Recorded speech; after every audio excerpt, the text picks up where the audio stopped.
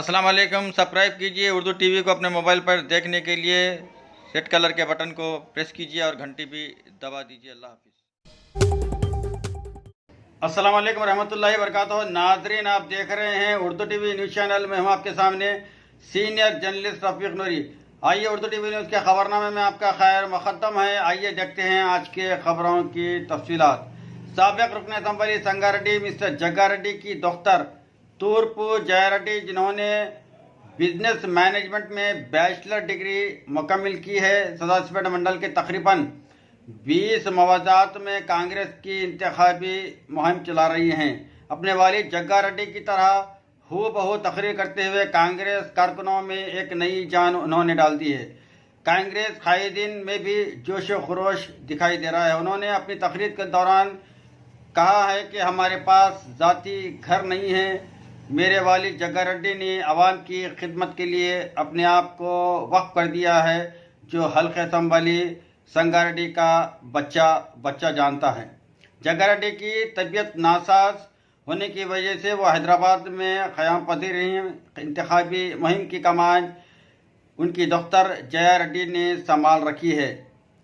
अवाम की कसीर तादाद जयारेड्डी की तकरीर सुनने के लिए उमड़ पड़ रही है। चलिए देखते हैं जग्गारेड्डी की तरह जयारेड्डी किस तरह आवाम से खिताब कर रही है।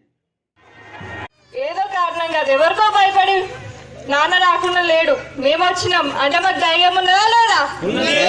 ఉంది కాబట్టి వచ్చినాం. ఉద్యోగాలు వచ్చినాయా ఎవరికన్నా? ఇల్లులు వచ్చినాయా? రోడ్లు చేసిండ్రా? ఏం చేయలేరు. మరి ఏం చేస్తారేమో వాళ్ళు. స్పీచ్లు ఇన్నికి పనికి వస్తారు, పని చేయడానికి పనికి రారు, జైల్లో ఇన్నికి పనికి వస్తారు. మీకు వచ్చి మీ గురించి ప్లానింగ్ చేసి పనులు చేయడానికి పనికి రారు. అవునా కదా? ఏం చేస్తారు? కాంగ్రెస్ గుర్తు కోటేస్తారా? పనులు చేయించుకొని జగ్గారెడ్డిలో చేస్తాడు మంచిగా. ఎక్కడ తగ్గడు? తగ్గుతారా జగ్గారెడ్డిడన్నా? తగ్గడు. రాకపోతే ఓడిపోయి వచ్చి మీకోసం నిలబడిందా? దండాలు చేసిండా? అన్ని చేసిండు కదా. ఇప్పుడు కూడా గెలిపిస్తే ఇంకా వేస్తాడు. మీకు ఎదురు లేదు ఇక.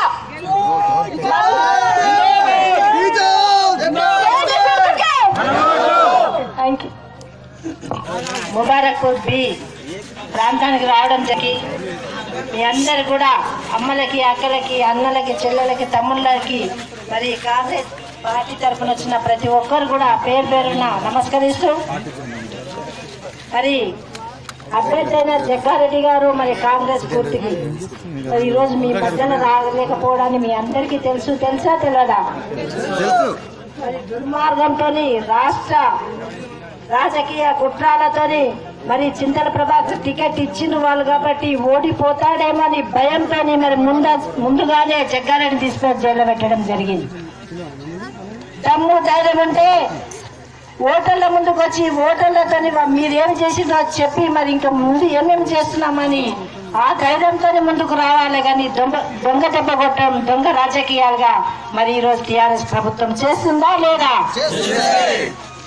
ఎందుకంటే జగ్గారెడ్డి లాంటి ధైర్యం ఉన్న వ్యక్తిని టీఆర్ఎస్ ఢీకొనాలంటే ఒక జగ్గారెడ్డి నోరెత్తితే వాళ్ళు మాట్లాడు. ఎందుకు మాట్లాడంటే వాళ్ళు చేసిన తప్పులు మరి ఎదురు తిరిగి మాట్లాడతాడని.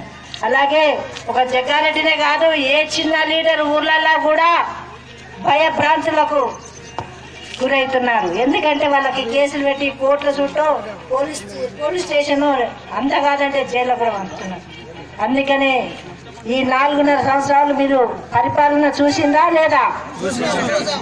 ఒక్క మాటైనా నిలబెట్టుకున్న ప్రభుత్వము టీఆర్ఎస్ ప్రభుత్వం అని మీకు అనిపిస్తుందా? ముఖ్యంగా మొట్టమొదటిగా రాష్ట్రం రాగానే ఎవరు ముఖ్యమంత్రి అవుతారని చెప్పిండ్రు. మరి తెలంగాణ రాష్ట్రంలో ఒక్కరు కూడా దళితులు లేరా నేను అడుగుతున్నా.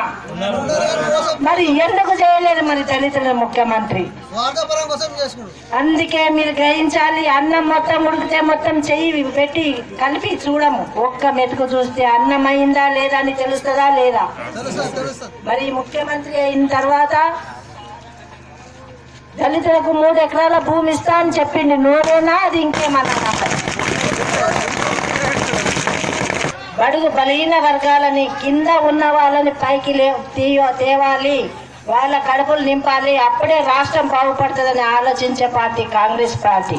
కానీ టిఆర్ఎస్ ప్రభుత్వం కళ్ళు నెత్తి మీద ఎక్కినాయి కాబట్టి కింద ఎవరున్నారు కూడా కనిపిస్తలేరు. ఎవరి బాధలు వాళ్ళకేం అవసరమే లేదు. ఎందుకంటే వాళ్ళకు ఇంటి అందరికి ఉద్యోగాలు వచ్చినాయి. మరి తెలంగాణ రాష్ట్రంలో ఇంటింటికి ఉద్యోగం ఇస్తామని చెప్పిన కాంగ్రెస్ టిఆర్ఎస్ ప్రభుత్వం ఏం చేసింది? ఎవరికి ఉద్యోగాలు వచ్చినాయి? వాళ్ళ ఇంట్లో అయితే 4 ఉద్యోగాలు 5 ఉద్యోగాలు వచ్చినాయా? మరి మన చదువుకున్న విద్యార్థులు యువ నాయకులు మరి ఈరోజు రోడ్ల పాలైపోయింది. అయ్యిందా లేదా? మీ ఊళ్ళో ఒక్కరికైనా ఉద్యోగం వచ్చిందా? మరి ఇప్పుడన్నా మీరందరూ కూడా ఆలోచన చేయాలి.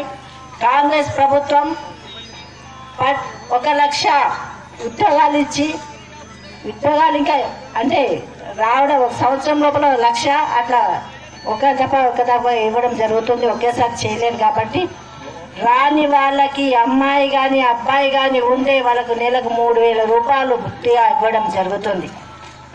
ఎందుకంటే చదివిపించిన తల్లిదండ్రులు భారం అయిపోయి పిల్లలు ఒట్టిగా రోడ్ల మీద తిరుగుతున్నారని చెప్తే మన ఇంట్లో ఇద్దరు చదువుకుని ఉంటే 6,000 రూపాయలు రావడం జరుగుతుంది. కాబట్టి ఆదుకున్న పార్టీ ఏ పార్టీ?